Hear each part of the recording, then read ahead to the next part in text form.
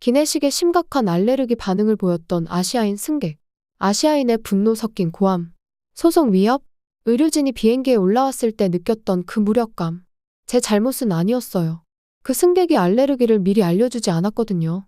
동양은 최악의 나라라고 생각합니다. 여기 영국의 베테랑 승무원이 있습니다. 자기 일에 항상 열정 있고 자부심을 느끼고 있는데요. 어느 날입니다. 동양 노선을 비행하게 되는데요. 어떤 일이 벌어진 걸까요? 사연 지금 시작합니다. 안녕하세요. 저는 소피아 가명입니다. 제가 비행을 사랑하는 마음이 저를 여기까지 이끌 거라고는 상상도 못했어요. 정말 멋졌던 20년 동안 브리티시 항공은 하늘 위에 제 집이었어요. 처음엔 갓 시작한 신입 승무원으로서 긴장하면서도 잘 해내고 싶다는 열정으로 가득했었죠. 그런데 이제는 완벽하게 다려진 제 유니폼과 금빛의 수석 항공 서비스 매니저 배지를 손질하면서 제가 얼마나 멀리 왔는지 생각하며 미소 짓게 되더라고요. 런던에서 뉴욕으로 가는 노선은 제 대표 노선이 됐어요. 그 여정은 제 손바닥처럼 익숙해졌죠. 대서양 위로 해가 구름을 분홍빛으로 물들일 때의 풍경. 뉴펀들랜드 근처에서 늘 느껴지는 익숙한 난기류. 맨해튼 스카이라인이 눈에 들어올 때마다 들뜨는 승객들의 웅성거림. 이 노선은 단순히 일터가 아니었어요. 저만의 무대였고 매번 최선을 다해 제 연기를 펼쳤죠. 제 승객들은 피곤한 출장자들부터 반짝이는 눈을 한 관광객들까지 다양했어요. 심지어 영국 왕실 일원도 있었죠. 첫 왕실 비행은 잊을 수가 없어요. 공주님께 차를 대접할 때 손이 떨렸었는데 공주는 정말 친절하고 소탈하셔서 긴장이 싹 풀리더라고요. 그 뒤로 VIP 비행을 맡아달라는 요청이 많아졌어요. 소피아를 불러. 소피아라면 다 잘 처리할 수 있어. 이런 말도 자주 들었죠. 제가 성공할 수 있었던 비결은요? 승객이 1등석에 앉았든 일반석에 앉았든 모두를 왕족처럼 대했어요. 한 번은 어떤 사업가가 제가 혼자 여행하는 어린아이를 왜 그렇게 신경 쓰냐고 묻더라고요. 제가 이렇게 말했어요. 그 아이는 이 비행을 평생 기억할 거예요. 그리고 저는 그 기억이 아름답기를 바라요. 사업가는 고개를 끄덕이면서 제 말을 이해했어요. 승무원들 사이에서 제 꼼꼼함은 전설처럼 알려졌어요. 승객의 빈 물컵, 켜져 있는 독서 등 비행 공포증을 보이는 작은 신호까지 저는 다 알아차렸거든요. 승객들의 선호를 적은 작은 수첩도 항상 가지고 다녔어요. 2A석의 톰슨 씨는 커피에 설탕 2스푼, 크림은 빼고 드시고요. 14C석의 첸 여사는 착륙 전에 카모마일 차를 좋아하시죠? 이런 사소한 디테일들이 큰 차이를 만들었어요. 제가 수많은 신입 승무원들을 교육하면서 한 말이 있어요. 승객의 눈을 잘 보세요. 물어보기 전에 무엇이 필요한지 알 수 있을 거예요. 그리고 문제를 기회로 바꾸는 법도 가르쳤어요. 한 번은 비행 중에 치킨 메뉴가 다 떨어졌을 때 신입 승무원이 당황해하길래 그 상황을 어떻게 대처해야 할지 함께 도와줬어요. 승객들에게 진심으로 사과하고 더 많은 관심을 보여드렸죠. 그중 많은 승객들이 나중에 감사 편지를 보내줬어요. 10년 차쯤 되었을 때부터 상을 받기 시작했어요. 최고의 객실 승무원, 고객 서비스 우수상, 기대를 뛰어넘는 서비스상. 이런 트로피와 증명서 하나하나가 특별했지만 진짜 보람은 승객들의 미소와 감사 편지였어요. 저는 그 편지들을 집에 있는 특별한 상자에 하나도 빠짐없이 보관하고 있어요. 힘든 날엔 그 편지들을 읽으면서 제가 이 일을 얼마나 사랑하는지 다시 떠올리곤 했어요. 하지만 인생은 우리가 모든 걸 다 안다고 생각할 때 시험을 던져주잖아요. 어느 날 아침 상사가 저를 사무실로 부르더라고요. 또 다른 칭찬을 받을 거라고 기대했어요. 그런데 그분이 전한 소식은 제 심장을 철렁 내려앉게 만들었어요. 제가 서울 인천 노선으로 발령을 받았다는 거예요. 대부분 사람들은 이걸 승진으로 봤을 거예요. 서울은 브리티시 항공에게 점점 더 중요한 노선이 되고 있었고 우리 최신 드림라이너 항공기가 부유한 사업가와 관광객들을 태우는 노선이었거든요. 하지만 제 머릿속엔 13년 전의 끔찍한 도쿄 비행 기억만 떠올랐어요. 그 기억이 확 밀려들었어요. 기내식에 심각한 알레르기 반응을 보였던 일본인 승객. 일본인의 분노 섞인 고함. 소송 위협. 의료진이 비행기에 올라왔을 때 느꼈던 그 무력감. 제 잘못은 아니었어요. 그 승객이 알레르기를 미리 알려주지 않았거든요. 하지만 그 사건은 제게 깊은 상처를 남겼고 그 이후로 아시아 노선을 피하기 위해 온갖 핑계를 대왔어요. 그날 저녁 제 아파트에서 창문에 비친 제 모습을 바라봤어요. 모두가 알고 있던 자신감 넘치는 수석 항공 서비스 매니저는 온데간데 없고 다시 신입이 된 것 같은 불안한 여자가 앉아 있었어요. 손이 떨리는 걸 간신히 참고 가장 오래된 친구인 마이클에게 전화를 걸었어요. 제가 불안을 쏟아내자 마이클이 말했어요. 소피아, 너는 우리가 가진 최고의 사람이야. 그래서 너를 서울로 보낸 거야. 그 노선이 우리 미래야. 마이클의 말이 저를 안심시켜줬어야 했는데 제 불안은 이미 뿌리를 내리고 있었어요. 그날 밤 저는 평생 한 번도 하지 않았던 일을 했어요. 사직서를 쓰기 시작했거든요. 자랑스러운 20년의 경력. 그런데 단 한 번의 나쁜 경험 때문에 다 포기하려고 했어요. 하지만 그때는 몰랐어요. 서울이 제 경력뿐 아니라 제 인생 전체를 바꿔놓을 거라는 걸요. 가끔은 가장 두려운 것이 우리를 가장 멋진 모험으로 이끌기도 하잖아요. 하지만 먼저 저는 미지의 세계로 첫 발을 내디딜 용기를 찾아야 했어요. 저는 떨리는 손을 꼭 잡고 드림라이너 항공기로 향하는 탑승교를 걸어갔어요. 이 비행기는 저를 서울로 데려다줄 예정이었죠. 승무원으로 일한 지 20년이 됐는데도 마치 첫 출근 날처럼 긴장이 됐어요.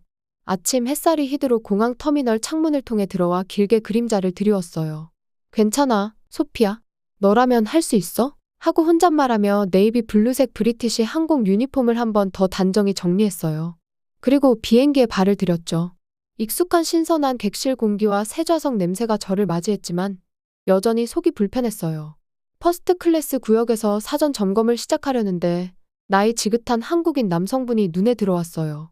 제가 긴장한 걸 눈치채셨는지 따뜻하게 미소 지으며 완벽한 영어로 말씀하셨어요. 환영합니다. 이번이 서울로 가는 첫 비행이죠? 저는 한국 남성분의 통찰력에 놀라 고개를 끄덕였어요. 그렇게 티가 나나요? 그분은 친절하게 웃으며 대답하셨어요. 누군가 새로운 걸 경험할 때는 우리가 다 알 수 있어요. 걱정 마세요. 그분의 말은 곧바로 증명됐어요. 승객들이 탑승을 시작하자마자 모두가 질서 있게 움직이는 모습을 보고 깜짝 놀랐거든요. 서로 도움을 주며 짐을 머리 위 짐칸에 정리하는데 아무도 부탁하지 않았는데도 자발적으로 행동했어요. 한 젊은 엄마가 아기 캐리어를 정리하느라 애를 먹고 있었는데 제가 도와드리려 가기도 전에 옆에 있던 두 승객이 이미 나서서 도와주고 있었어요. 그곳에서 본 질서와 배려심은 제가 20년 동안 비행하며 봐왔던 것들과는 정말 달랐어요. 밀치거나 좌석 배정에 불만을 가지거나 짐 공간 때문에 언쟁을 벌이는 일이 전혀 없었어요. 대신 승객들은 서로에게 가볍게 고개를 숙이며 조용히 대화를 나누고 서로의 필요를 미리 알아채는 듯했어요. 이코노미 클래스에서는 한 10대 소년이 망설임 없이 통로 쪽 좌석을 한 할머니께 양보하는 걸 봤어요. 제가 나중에 고맙다는 뜻으로 음료를 가져다 줬을 때 학생은 오히려 주목받는 걸 부끄러워하며 단순히 누구라도 그렇게 했을 거예요. 라고 말했어요. 하지만 제 경험상 그런 배려가 흔하지 않다는 걸 저는 잘 알고 있었죠. 식사 서비스 시간에는 또 다른 한국 문화의 면모를 엿볼 수 있었어요. 승객들은 한국어와 영어로 감사합니다. 라고 말하며 눈을 맞추고 가볍게 고개를 숙였어요. 한 승객이 실수로 냅킨을 떨어뜨렸을 때 주위 사람들이 바로 저를 조용히 불러 알려주며 승객이 불편하지 않게 도와줬어요. 가장 인상 깊었던 건 승객들이 승무원인 저희를 대하는 방식이었어요. 보통 승객, 승무원 간의 상호작용과는 다른 존중이 느껴졌거든요. 요구를 강하게 표현하지 않고 오히려 불편을 끼칠까봐 조심스레 요청하고 미안하다는 말을 덧붙이곤 했어요. 비행 중에는 다양한 승객들과 대화를 나눌 기회도 있었어요. 한 대학생은 저에게 한국 사회가 조화를 중시하고 타인에 대한 배려를 중요하게 생각한다고 설명했어요. 또 한 사업가는 한국의 유명한 서비스 문화, 즉 정성에 대해 이야기해줬는데 진심과 세심함을 강조하는 문화라고 하더라고요. 몽골 상공을 날던 중 갤리에서 잠시 멈춰서서 아까의 두려움을 되짚어봤어요. 13년 전 도쿄행 비행에서 겪었던 트라우마가 아시아 노선에 대한 제 인식의 어두운 그림자를 드리웠었죠. 그런데 이번에는 완전히 다른 경험을 하고 있었어요. 이 승객들은 단순히 예의를 차리는 게 아니었어요. 저에게 서비스와 공동체에 대해 전혀 다른 사고방식을 보여주고 있었던 거예요. 제 동료 마이클이 서울 노선의 전략적 중요성에 대해 얘기했을 때는 단순히 비즈니스적인 얘기라고 생각했는데 이제 그 말이 단순한 사업 이상이라는 걸 깨닫게 됐어요. 여기에는 제가 전에 한 번도 느껴본 적 없는 특별한 문화적 접근 방식이 있었어요. 물론 이번 비행이 완벽했던 건 아니었어요. 그런 비행은 세상에 없으니까요. 하지만 문제를 해결하는 방식이 모든 차이를 만들어냈어요. 가벼운 난기류를 만났을 때 승객들은 침착하게 느슨해진 물건들을 서로 도와 정리했어요. 오락 시스템이 한 구역에서 잠시 고장 났을 때도 해당 승객들은 조용히 책을 읽거나 대화를 나누며 해결될 때까지 기다렸어요. 인천국제공항에 착륙 준비를 하면서 제 불안감은 호기심으로 바뀌었어요. 서해 위로 해가 지면서 하늘이 주황빛과 분홍빛으로 물들었고 저는 이런 따뜻한 배려와 친절을 보여준 문화를 더 알아가고 싶다는 생각이 들었어요. 승객들이 비행기에서 내리면서 많은 분이 승무원들에게 직접 고맙다고 인사했어요.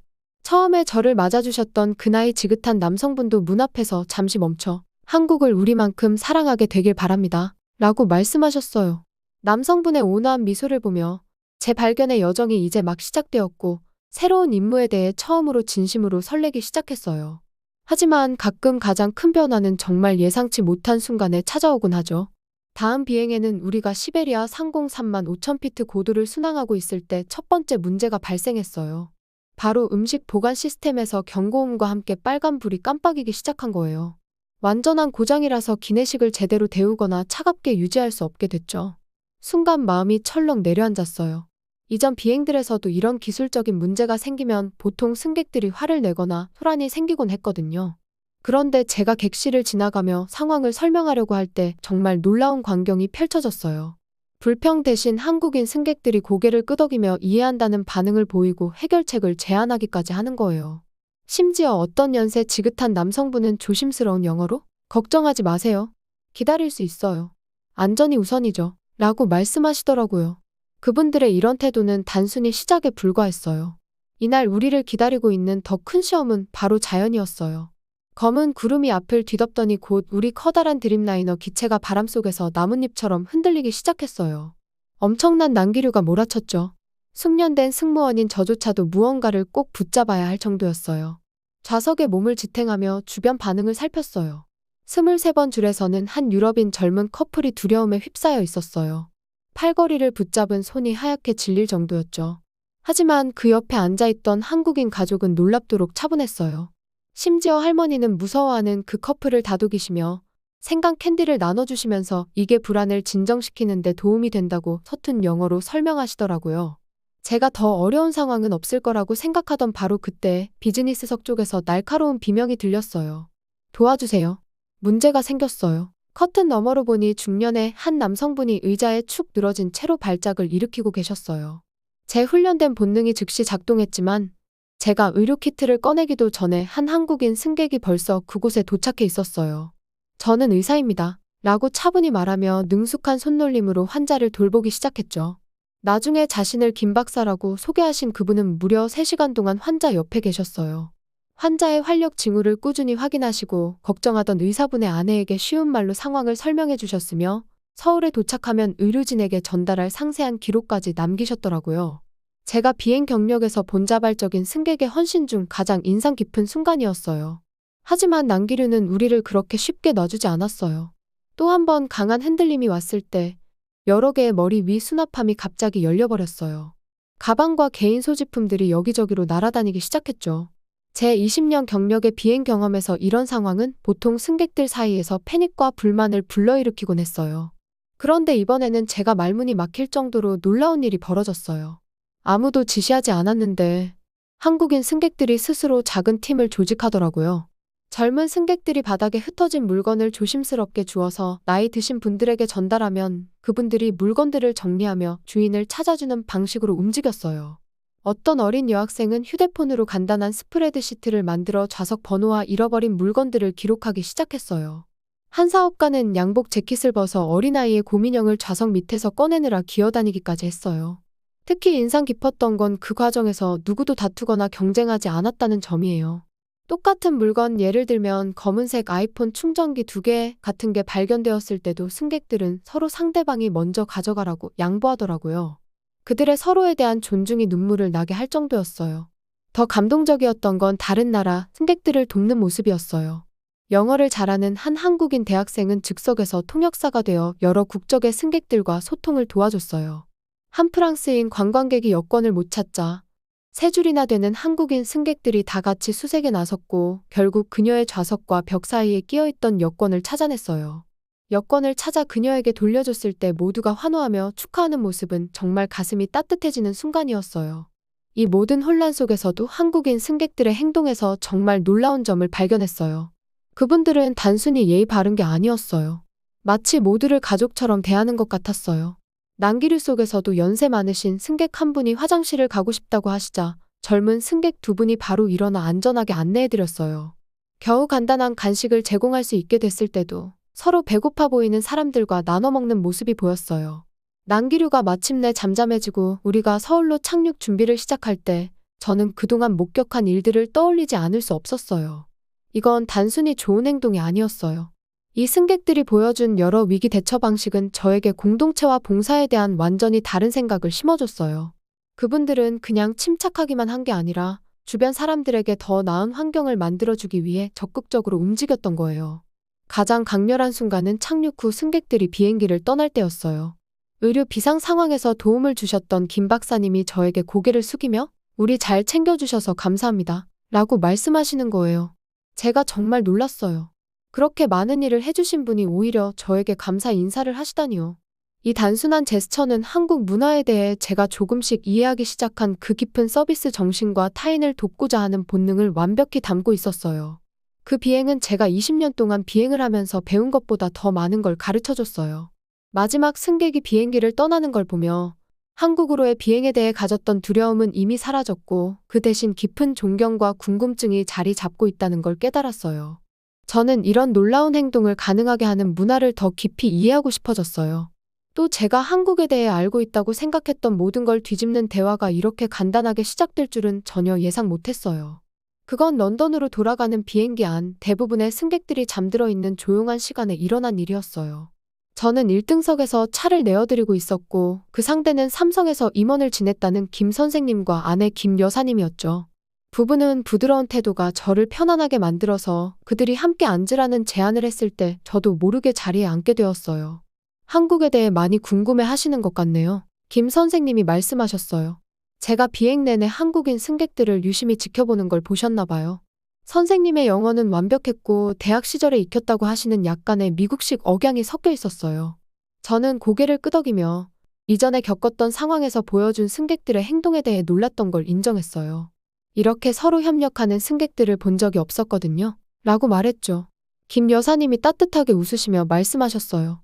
그걸 이해하려면 우리가 어디에서 시작했는지 알아야 해요. 아내는 남편의 손을 잡았고 저는 뭔가 중요한 이야기를 들을 준비가 되어 있음을 느꼈어요. 김 선생님이 몸을 약간 앞으로 기울이며 말씀하셨어요. 제가 1960년대 아기였을 때 한국은 세계에서 가장 가난한 나라 중 하나였어요. 상상이 되시나요? 대부분의 사람들이 1년에 $80 정도를 벌었죠. 선생님은 잠시 말을 멈추며 이 말을 실감하게 하려는 듯 했어요. 그 돈이면 지금 좋은 호텔에서 하룻밤 머무는 비용도 안 되는 수준이에요. 저는 뉴스에서 본 한국은 삼성 스마트폰, 현대 자동차 그리고 K-팝 스타들로 대표되는 모습과 이런 이야기를 연결하는데 어려움을 느꼈어요. 어떻게 그렇게 많이 변했나요? 하고 물었죠. 우리에겐 각오밖에 없었어요. 김 여사님이 설명하셨어요. 천연자원도 없었고 돈도 없었으며 나라는 전쟁으로 폐허가 됐었죠. 하지만 우리에게는 특별한 게 있었어요. 바로 우리 국민의 정신이었죠. 김 선생님도 열정적으로 고개를 끄덕였어요. 모든 가정이 엄청난 희생을 감수했어요. 부모님들은 자녀들의 교육비를 대려고 끼니를 거르기도 했죠. 저희 어머니는 제 큰 누나의 대학 교재를 사주기 위해 결혼 반지까지 파셨어요. 그런데 왜 그렇게 교육에 집중했나요? 제가 진심으로 궁금해서 물었어요.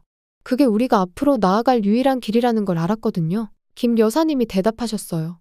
다른 나라들처럼 천연자원이나 부로 경쟁할 수는 없었지만 우리의 머리와 노력으로는 경쟁할 수 있었죠. 그때 김 선생님이 자신의 핸드폰 물론 삼성 제품을 꺼내 보였어요. 이거 보세요. 제가 1970년대에 삼성에서 일하기 시작했을 때 간단한 트랜지스터 라디오조차도 우리가 만들 수 없었어요. 모든 걸 처음부터 배워야 했죠. 하지만 매일 밤 늦게까지 공부하고 연습했어요. 제대로 할 수 있을 때까지요. 저는 영국항공에서 제 경력을 쌓아온 저 자신의 여정을 떠올렸어요. 정말 쉽지 않았겠어요. 정말 힘들었죠. 김 여사님이 동의하셨어요. 하지만 우리를 도와준 다른 것도 있었어요. 바로 전통적인 가치관이요. 한국 문화에서는 다른 사람을 존중하고 배려하는 걸 믿어요. 단순히 예의 바르게 행동하자는 게 아니라 사회의 조화를 이루는 데 중요한 가치였죠. 김 선생님이 덧붙이셨어요. 우리는 그걸 정의라고 불러요. 이건 이웃 간의 깊은 유대감 같은 거예요. 어려운 시절엔 이웃들이 마지막 한 그릇의 밥을 나눴어요. 학생들은 서로 공부를 도왔고 직장 동료들은 상사나 누구의 지시 없이도 늦게까지 남아서 팀의 성공을 위해 노력했죠. 부부의 이야기를 들으면서 퍼즐 조각들이 하나둘 맞춰지기 시작했어요. 기내식 문제에 대한 침착한 반응, 난기류 속에서 보여준 팀워크, 아픈 승객을 도왔던 의사 이런 것들이 단순한 친절이 아니라 더 깊은 문화적 가치 체계의 일부였다는 걸 깨달았죠. 이런 가치들은 김 여사님이 이어가셨어요. 세대를 거쳐 전해져요. 제가 어릴 적 할머니께서 진정한 봉사는 마음에서 나오는 거라고 가르쳐 주셨거든요. 규칙을 따르거나 보상을 기대하는 게 아니라 다른 사람을 가족처럼 생각하며 돌보는 거죠. 김 선생님의 눈이 반짝였고 선생님은 한국의 변화에 대해 더 많은 이야기를 해주셨어요. 서울 지하철 건설 이야기, 세계 최고의 시스템 중 하나를 만들기 위해 밤낮 없이 일했던 기술자들, 해외로 보내져 새로운 기술을 배우고 나중에 이를 전수했던 기업의 직원들 이야기도요. 하지만 사람들이 잘 모르는 게 하나 있어요. 선생님은 깊은 생각에 잠긴 듯 말했어요. 한국의 성공은 단지 열심히 일하거나 똑똑한 비즈니스 결정 때문만이 아니에요. 서로를 대하는 우리의 방식 때문이기도 해요. 작은 예의, 다른 사람을 배려하는 마음, 그리고 자신만이 아니라 모두를 위해 더 나은 것을 만들고자 하는 바람이죠. 대화가 끝나갈 무렵 저는 모든 것을 다르게 보게 된 느낌이었어요. 제가 두려워했던 한국은 단순히 제 비행 일정에 있는 또 다른 목적지가 아니었어요. 그곳은 가고, 교육, 그리고 무엇보다 서로를 돌보는 깊은 공동체 의식을 통해 스스로를 변화시킨 나라였어요. 김 여사님은 제 표정을 보셨는지 제 손을 부드럽게 잡으며 말씀하셨어요. 가끔은 우리가 두려워하는 걸 이겨내는 가장 좋은 방법이 그 두려움 뒤에 있는 이야기를 이해하는 거예요. 저도 모르게 고개를 끄덕였어요. 자리에서 일어나 다시 일을 하러 가면서 한국에 대한 제 생각이 완전히 바뀌었다는 걸 깨달았어요. 단순히 한 나라의 경제적 기적에 대해 배우는 게 아니었어요. 그것은 손과 머리뿐 아니라 흔들리지 않는 봉사와 공동체 정신으로 이뤄낸 사람들의 마음과 영혼을 이해하는 것이었어요. 저는 가슴이 두근거리는 설렘을 안고 브리티시 에어웨이즈의 훈련센터에 들어섰어요. 벽에는 여러 시대의 승무원들 사진이 가득 걸려 있었지만 오늘 저는 미래를 바꾸기 위해 여기 있었어요. 제 손에는 서울 노선에서 일하며 배운 교훈과 메모로 가득한 두꺼운 바인더가 들려 있었죠. 좋은 아침이에요, 여러분. 저는 열정 가득한 승무원들로 가득 찬 방을 향해 인사했어요. 저는 소피아 베넷이라고 해요. 오늘 저는 여러분과 특별한 무언가를 나누려고 왔어요. 바로 한국 서비스 문화의 매직이에요. 제가 개발한 훈련 프로그램은 단순히 규칙이나 절차에 관한 것이 아니었어요. 제 동료들이 한국 서비스의 진심을 이해하길 바랐거든요. 간단한 한국어 표현을 가르쳐주기도 했지만 그보다 더 중요했던 건 제가 만났던 특별한 승객들에 대한 이야기를 나누는 일이었어요. 한국 승객을 응대할 때는요, 제가 설명했어요. 마치 여러분의 가족을 돌보는 것처럼 생각해보세요. 예를 들어, 연세가 있는 승객은 차를 조금 식혀서 드리는 걸 더 좋아하실 수도 있고, 혼자 아이들을 데리고 여행하는 어머니는 아이들 식사를 챙기는 걸 도와주는 걸 고마워하실 거예요. 서울 런던 노선에 변화가 생겼다는 소문은 금방 퍼졌어요. 이전에는 아시아 노선을 꺼리던 승무원들이 이제는 꿈의 노선이라 불리는 이 자리를 차지하려고 치열하게 경쟁했죠. 승객 만족도 점수도 크게 올랐고 다른 항공사들도 우리의 비결을 궁금해하기 시작했어요. 하지만 진짜 마법은 작은 순간들에서 일어났어요. 기억나는 건 연결 항공편이 지연돼 놓친 한 젊은 한국 사업가였어요. 사업가는 화를 내는 대신 다른 화난 승객들을 진정시키는데 저를 도와줬고 심지어 아이들에게 자신의 간식을 나눠주기도 했어요. 이런 이야기들이 제가 훈련 세션에서 들려줬던 이야기였어요. 서비스가 어떻게 문화를 잇는 다리가 될 수 있는지 보여주는 이야기들 말이에요. 제가 은퇴를 앞두자 브리티시 에어웨이즈에서는 제 마지막 비행을 위한 특별한 축하 행사를 준비했어요. 승무원들은 기내를 영국과 한국 국기로 장식했고 승객들에게는 전통 한국 간식과 함께 영국식 차를 제공했어요. 그런데 가장 큰 놀라움은 비행 3시간쯤 지나서 찾아왔어요. 한 젊은 승무원이 저에게 다가오며 눈을 반짝이며 말했어요. 베넷 선생님, 혹시 기억하실지 모르겠지만 13년 전 처음 한국 노선 비행을 하셨을 때 제 할아버지를 응대하셨잖아요. 그때 선생님이 너무 긴장하셨는데도 친절하게 대해주셨던 걸 할아버지께서 계속 말씀하셨어요. 그게 제게 영감을 줘서 제가 승무원이 됐어요. 저는 눈물을 참을 수 없었어요. 처음 한국 문화를 접했을 때 저를 환영해줬던 그 다정한 할아버지의 손녀가 이제 제가 수십 년간 입었던 유니폼을 입고 있는 거였어요. 인생이 완전히 하나로 이어지는 순간 같았어요. 그 순간 저는 큰 결정을 내리게 됐어요. 은퇴 후에 런던으로 돌아가는 대신 서울에 남기로 한 거죠. 한국인 동료들과 오랜 승객들이었던 소중한 친구들의 도움으로 저는 한강이 내려다보이는 현대적인 건물의 베넷 항공 서비스 아카데미를 열었어요. 우리 아카데미는 단순히 서비스 기술을 가르치는 곳이 아니었어요. 전 세계 항공사 승무원들이 한국 문화를 직접 체험할 수 있는 장소를 만들었죠. 학생들은 현지 가정에서 생활하며 전통시장을 방문하고 한국 서비스의 뛰어난 기준을 형성한 역사를 배우기도 했어요. 서비스는 단순히 규칙을 따르는 게 아니에요. 저는 학생들에게 이렇게 말하곤 했어요. 한국이 가난해서 번영으로 성장하면서도 존중과 배려라는 가치를 지켜온 문화를 이해하는 게 진짜 중요해요. 아카데미는 제가 상상했던 것보다 훨씬 빠르게 성장했어요. 유럽, 미국, 아시아의 여러 항공사들이 승무원들을 보내왔고 럭셔리 호텔과 레스토랑에서도 한국의 서비스 방식을 배우고 싶어 했어요. 하지만 제게 가장 자랑스러웠던 순간들은 제 학생들이 변화를 경험하는 모습을 볼 때였어요. 처음엔 회의적이었지만 눈물을 글썽이며 서비스가 이렇게 큰 의미를 가질 줄 몰랐어요. 라고 말한 호주의 승무원 사라, 그리고 한국식 세심함을 유럽 노선에 도입하기 시작한 스페인의 미겔 같은 학생들 말이에요.